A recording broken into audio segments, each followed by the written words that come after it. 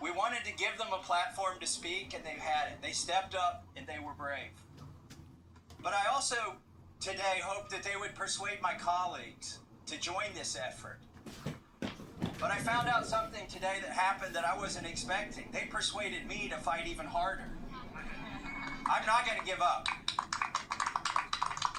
And I want to end with this call to action. First, a call to action to my colleagues, who just an hour before this press conference were prepared. They were given a fig leaf. We'll put a resolution on the floor so that you can say that you voted to protect the survivors. Their resolution doesn't really do anything. And that's the oldest trick in the swamp. When you want to kill the momentum, when you want to kill initiative, you introduce a placebo, a different bill that does nothing, and then try to pull the wool over the eyes of the American people. That's not going to happen this time. We demand real accountability. I encourage my colleagues, please, there's over 200 Republicans who have not signed this discharge petition. We only need 2 of them to sign it. And every Democrat will sign it. And that will get us the number we need to force this vote, to pass a law, not a polite request to the DOJ to police themselves. No, we need legally binding legislation to force that to happen. And my main call to action is to the people watching these live feeds that are going through these cameras right now. Congressmen, listen to you. Light up their phones. Burn down the phone lines here in Washington, D.C. Ask them the questions that these survivors wanted you to ask them. Why won't you be for transparency? Don't accept their answer that the bill has a flaw or that the survivors don't want it. We know that's not true. They wouldn't be fighting it so hard in this town if it wasn't the real bill. So with that, please call your congressman. Tell him or her to get on this bill and to stand up for these survivors. Thank you and God bless. That's the end.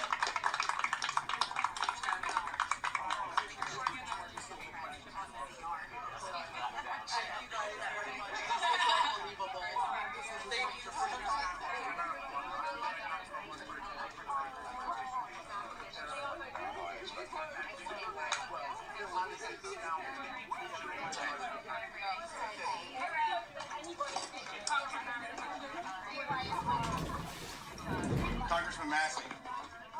Congressman Massie.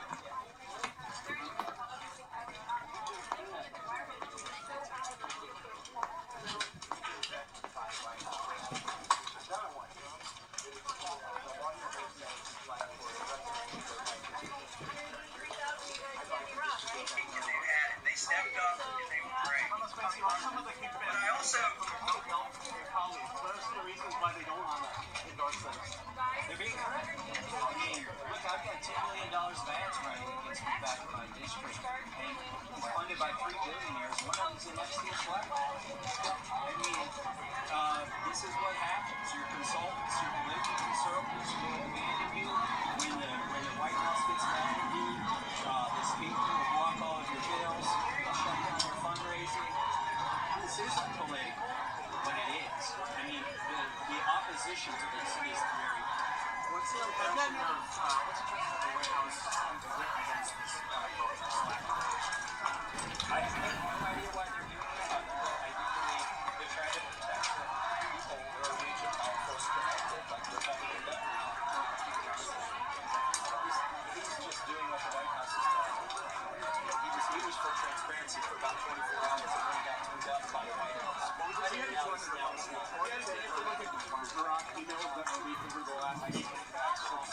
And Jeffrey Epstein's involvement with the act known as car buying, which is currently rolled out in 23 states across the United States.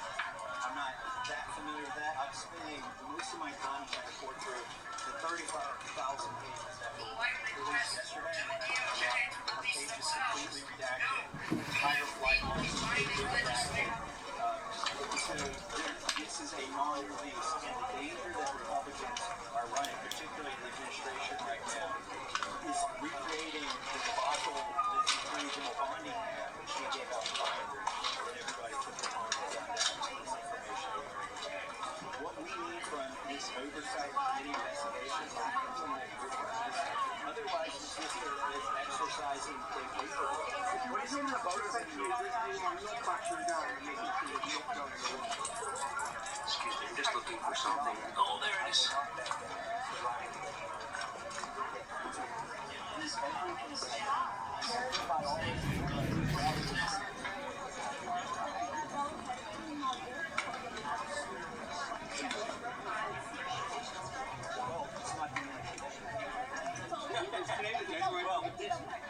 Procedurally, what happens is this discharge